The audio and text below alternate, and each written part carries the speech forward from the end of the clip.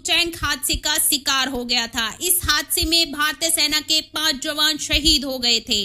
दरअसल उस वक्त यह अभ्यास किया जा रहा था कि यह टैंक रात के वक्त नदी को कैसे पार करेगा, लेकिन अचानक नदी में पानी का बहाव तेज हो गया और इस दौरान हादसे में 5 जवानों की दुखद मृत्यु हो गई।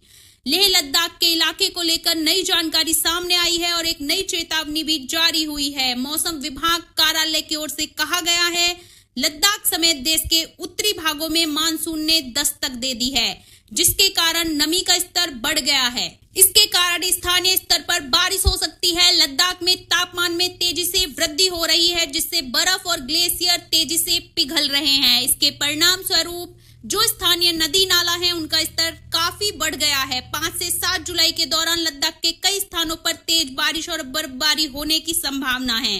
कुछ स्थानों पर भारी बारिश हो सकती है, जैसे संवेदनशील स्थानों पर अचानक बाढ़ भूस्खलन होने की संभावना है। IMD ने चेतावनी देते हुए कहा है कि सभी संबंधित लोगों और आम जनता को सतर्क सावधान रहने की जरूरत है और तेज बहाव वाले जल निकायों के पास या उनमें जाने से बचने की सलाह दी जाती है, क्योंकि जुलाई अगस्त में लगभग हर साल अचानक बाढ़ भूस्खलन की घटनाएं सामने आती रहती है और यही वजह है कि उस दिन लद्दाख के दौलत बेग ओलिजी इलाके में यह दुखद हादसा हुआ था। रक्षा अधिकारियों के मुताबिक जानकारी दी गई कि देर रात करीब 3 बजे यहां टैंक अभ्यास के दौरान नदी पार करते समय अचानक से नदी का जल स्तर बढ़ गया, जिसमें सेना के जवान फंस गए।